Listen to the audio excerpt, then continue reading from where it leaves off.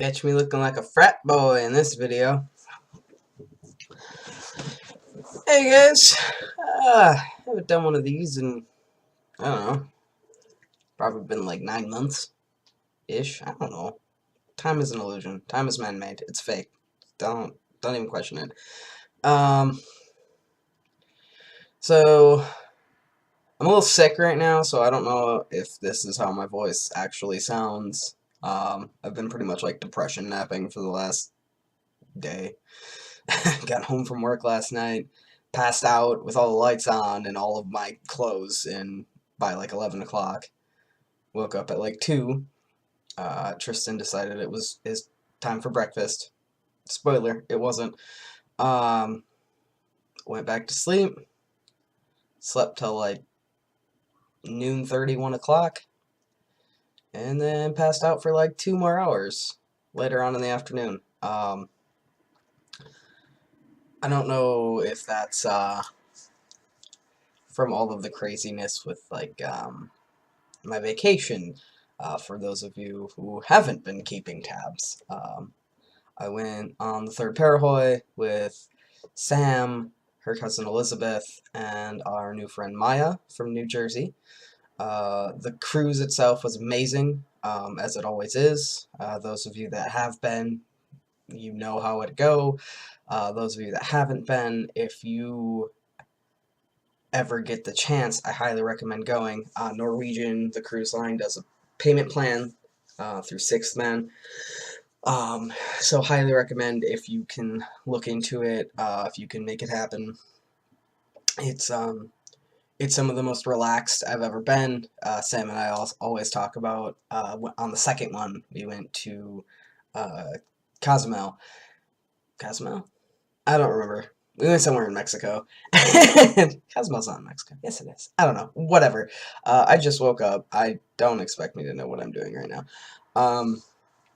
But we were standing after having some bomb homemade tacos on this Mexican beach and a free shot of tequila, which was the best tequila I've ever had in my life.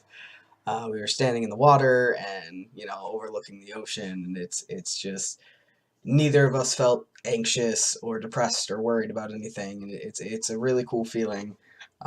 So highly recommend to anyone who can possibly get it, if nothing else, to just get a few days to relax away from everything. All that said, the cruise was great, but coming back, we pretty much watched a tornado descend from the sky in the Fort Lauderdale hellhole airport. I'm convinced that airport is like a glitch in the Matrix, because one gate is like super janky, and another gate is like state of the art, gorgeous, has like a little tiny mall strip and like all this cool stuff. It was wild. It was not good. I had like 3 panic attacks that day. Made it home much, much later than we had originally intended. Ended up being up for like 23 hours. Obviously, my body didn't like that too much. 2 days later, Green Bay got 27.5 inches of snow. I ended up getting snowed in, couldn't go to work, didn't like that too much. I know, surprisingly, I would have rather been at work, and people kind of like scoff, like, oh yeah, sure. But I was sick at the time. I'm kind of in like the last stages of it, where like there's just mucus everywhere, and we're not sure where it's coming from. But yeah, I was sick at the time. I was getting like, it was 2 days, and I was getting like hella cabin fever. It was pretty bad. And by the time they cleared a path enough, at least for me to leave, the snow was well over my head. And I realized that I am not a tall human, so that's not super impressive, but I'm still 5'2", so that's a lot of snow. And poor Sam was snowed in for a third day. All that said, a week later, it's 60 and I wore shorts outside today, so I don't know. I don't know what's wrong with this state. It's weird. I do know it's climate change. It's real. It's not fake. Anyway, so the reason I'm making this video is not only because I haven't done so in a while, but I got an interesting phone call yesterday. So I was at work, and and the phone rings, as it does at a Quick Trip, and I had an old coworker call who I had worked with briefly when I had first moved to Green Bay. And the long and short of the conversation is he's a store leader now, um, up north. I think he's in Marinette. I don't know. I don't know exactly where he's at, to be honest with you. But he called me and he said that he just had a coworker come to him and tell him that they were coming out as trans. And they had ordered this kid a new name tag already, and my buddy was basically just like, hey, I'm a straight cis white guy. What can I do for this 20-year-old little trans boy so that he knows that he's safe here? And first of all, that was really, really cool. That was a really cool phone call to get. I really appreciated him, wanting to make sure that he did it right. And, admitting you don't know what to do in a situation like this it's not a bad thing, because it's not something that people deal with on the regular. So basically what I kind of want to touch on a little bit is, and I'll be honest with you, I could have touched on this in other videos. I don't remember a single thing. I remember one other video that I recorded. But this video is going to be mostly, predominantly about being an ally. So the most important thing, and I know it seems obvious, but I'm saying it, and you know that I'm saying it because I have to, and there's a reason. The most important thing is that trans people they're still people. Like, we are still humans. I mean, I'm not, but like other trans people are, and they still have feelings and emotions, and we're scared because there's a lot of people out there who don't want us to be safe. There's a lot of people out there who don't want us to be alive.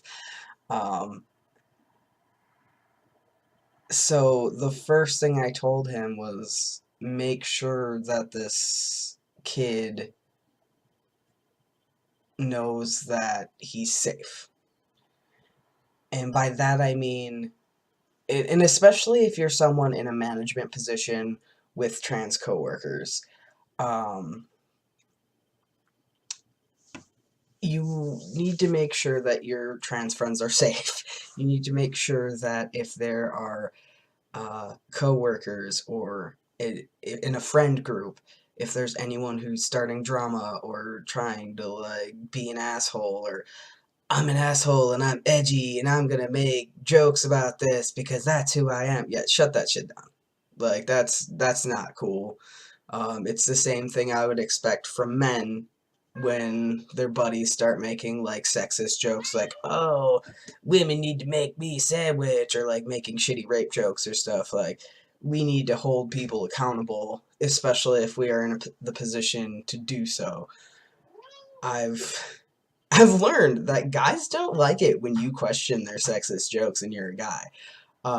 They get really like flustered and mad. But rarely do they have like a violent reaction, versus like, if a woman were to say something like that, what would some of these guys do? I don't know.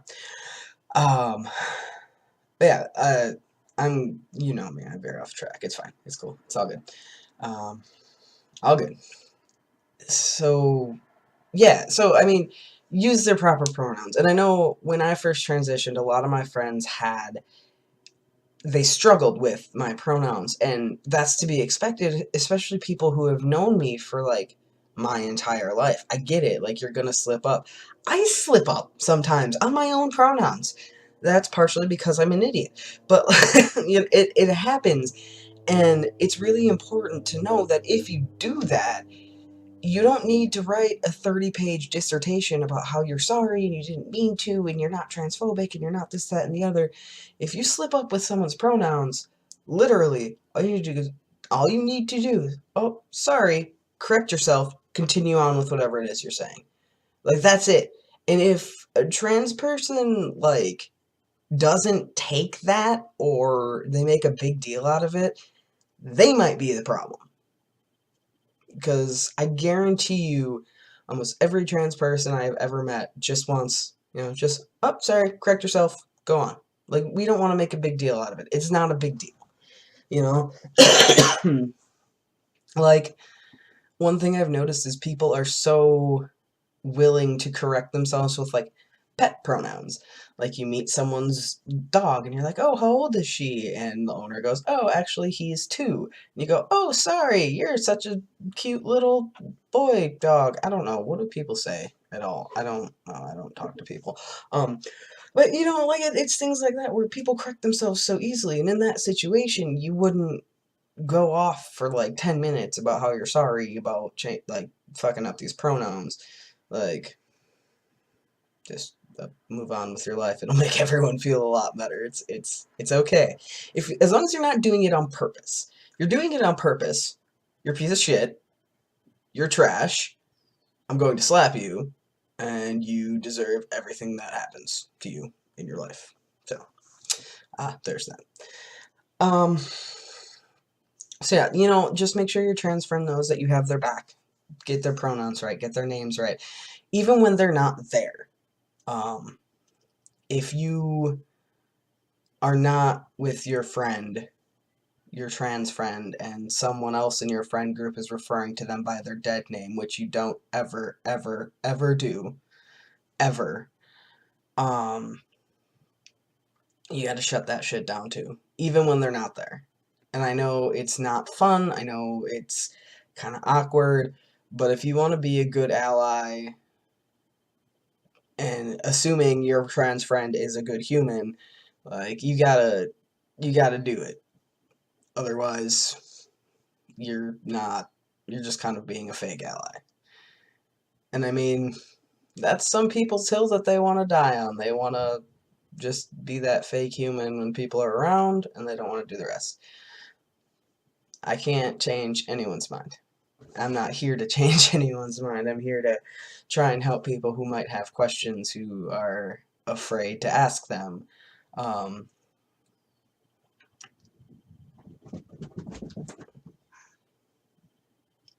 Cats. I don't even know if you guys could hear that. Probably just looks like I'm going crazy looking over my shoulder or something. God, I always feel like I have so much more to say, and I don't, like, nothing is happening in, like, my brain hemisphere. Anyway. When I first started transitioning, when I was still not really a passing male, I would have a bathroom buddy. And by that, I mean, like, Sam and I go to a lot of concerts. We go to a lot of um, wrestling events, a lot of public places. So when we would go to these places, I would either A, try to, as hard as possible to not use the bathroom, or B, I would ask Sam to come with me. And not like I'm a big kid, I don't know to use the bathroom. But a lot of times in a situation like that, that's where things get kind of weird, and that's where you get, like, people who are kind of weird about it. And so I would have her in there because she's a woman, and I felt safer having my friend in there with me, and I knew if it came down to it, I know Sam would come to bat for me, just like I would go to bat for her. But trans people, don't be afraid to ask for that help, especially if you have a friend who you know and trust. As I transitioned more, obviously, I'm not welcome in the women's restroom looking like this for the most part, I guess. I don't know. Which is cool. Like, it's really gratifying when you are actually referred to as your pronouns, and not the wrong ones. When people stop asking you, oh, is that your real name? Because it doesn't match their idea of the gender divide. But again, that's all where our cis friends come in to play, because you guys have a louder voice than a lot of us do, um, with friend groups and things like that. Um, Voting, there's a whole lot of bullshit that's happening right now that I don't have the energy to go into, and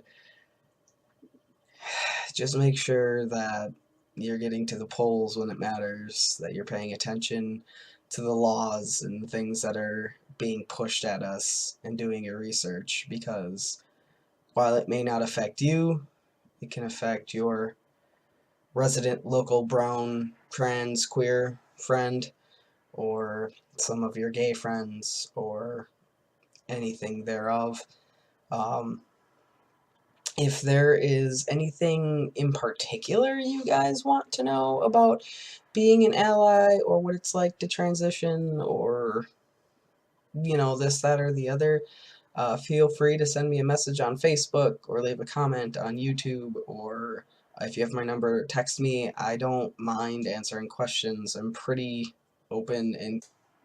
And on that note, while I have this channel that has like 4 videos on it, and I've posted on Facebook, and I myself am very open and willing to discuss things with people. There is also a line in which we as trans people, or any marginalized group, um, we do not need to be your educators. That's not our purpose here in life, and I know that it's really easy to want to just get information straight from the source, and sometimes that's okay.